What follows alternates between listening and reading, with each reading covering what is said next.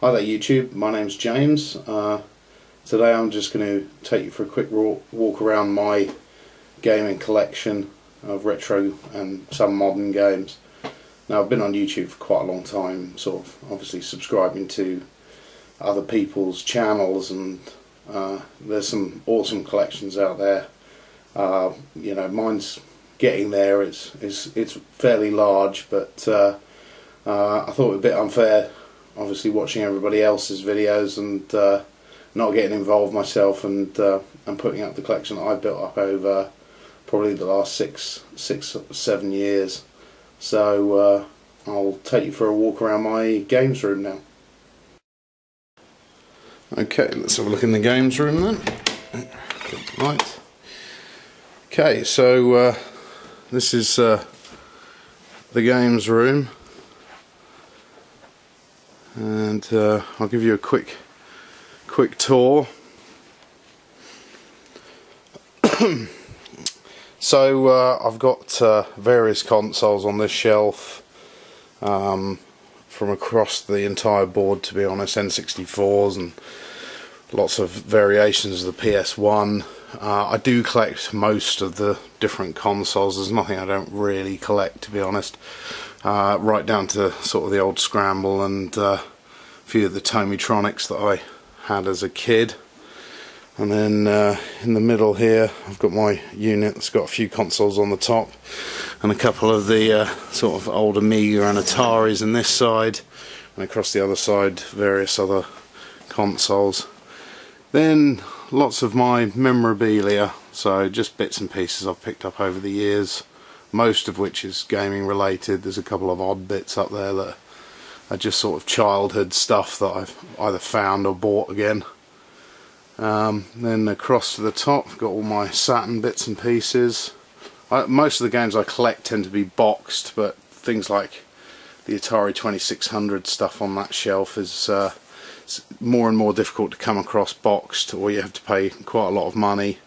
Then down I've got Dreamcast bits and pieces, mixture of handheld stuff and other stuff down to the bottom here, which is just all the real old stuff, the real old sort of Pong machine. There's the Binatone stuff and television, stuff like that. So got a couple of Megadrive games on this side, but then this is the bulk of my Dreamcast collection, which I haven't got a lot of the rarer titles on here, but most of the pickups that I've had for my games room have been off-car boots, to be honest, or from sort of cash converters and Game Station and things like that. Then on to my Megadrive collection, which is coming on. It's running at about 270 games so far, so still a fair old way to go. It's probably 50%, as I am trying to go for a full power collection where I can. That's the rest of my Megadrive stuff there, and up on the top just various consoles and controllers and bits and pieces. Gamecube stuff, which I collect quite a lot of the Gamecube stuff and tend to concentrate on that quite a bit. I certainly am at the moment. And then on to my Master System games down there, and carrying on up here, and then on to my Gamecube games, which I'm going for a full PAL set. I'm currently about 100 odd titles off. I've got most of the rare ones up here, but I've just still got a few that just don't come up very often. I'm also going to collect all of the variants on the Player's Choice as well. One thing I missed is these the Capcom Super Street Fighter 4 Mad Catz controllers that are absolutely fantastic. I've got two of them down here on my table as well that I use. They're absolutely brilliant for beat 'em up games, so I can't recommend them enough. I've got a load of PS2s up the top, 32X and a load of bits tucked away in the back corner. PSP, Wii, some Game Gear, but I don't really concentrate very heavily on those. Rather dismal 32X collection, Mega CDs, lots and lots and lots of PS2s, but you just end up picking those up sometimes that aren't really necessarily, you know, something to concentrate on, as there are so many titles for it.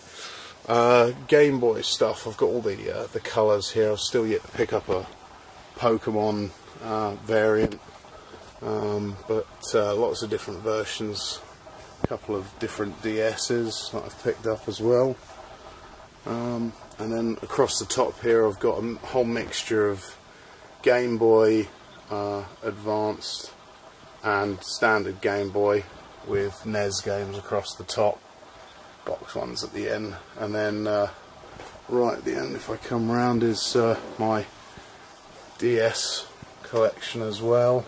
Trying to pick up sealed ones where I can of the DS as they're so new. I know a lot of people slate picking up sealed games because you can't play them, but you know, some of this collection for me is an investment, so you know, I do enjoy having a sealed game. So anyway, onto my N64 stuff. These are all the N64. Again, difficult to come by these without battered boxes, certainly on car boots and things. You have to pay the good money to pick them up. A few loose carts there, and my Saturn collection here, and it's rather small but it keeps growing, Xbox 360 collection. And then on to the Atari ST games. The Atari is a bit of a weird one. I used to have both the Atari ST and the Amiga 500 when I was younger, and just, you know, I loved the games on there, so it really got me back into it. And then on this side I've got all the Amiga ones as well, not all of them obviously, but quite a large selection. The place where I started my collecting originally was with my Atari Lynx. So I'm actually only 2 games off a full retail set of the Atari Lynx games. I haven't got a lot of the homebrew stuff, but I really was just after the properly released boxed ones, so I've only got 2 more to get there. A couple of random bits and pieces, some of my PC games and PlayStation controllers and box stuff and all sorts of bits and pieces up there, and then onto a load of StarCraft 2 stuff that I've got, along with my World of Warcraft collector's editions. I never actually really play World of Warcraft, to be honest, but I managed to get the collector's editions at a pretty reasonable price, so they came into the collection. And then the PS1s. So again, a little bit like the PS2, there are just so many out there. So I've got a fairly decent selection of a lot of the games I used to play, and I still do play them. I'll come onto the cabinet in a second. So up the top, Xbox One. Again, I kind of pick them up occasionally, but I'm not really collecting them. And then some Super Nintendo games across the top here. Quite a few loose carts there. Again, when picking them up, you do tend to come across the loose carts easier than you will the box games, but if I can get them, then I do. And then in the cabinet, just various bits and pieces really.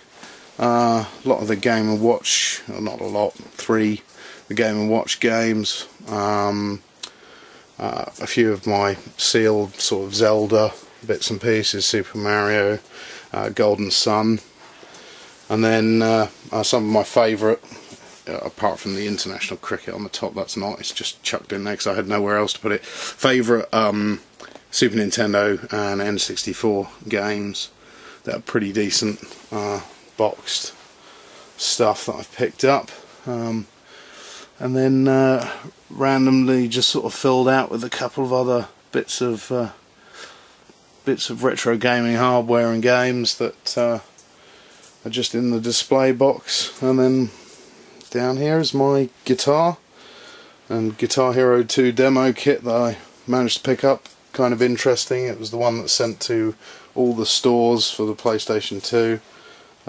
before launch. So there we go. There's a brief overview of my my games room, and I know I haven't got an old TV to play it all on. I am going to get one at some point. The problem is where I'm going to put it. So there we go. If you've got any questions, by all means ask, and I'll see if I can answer them to the best of my knowledge. So thanks for watching.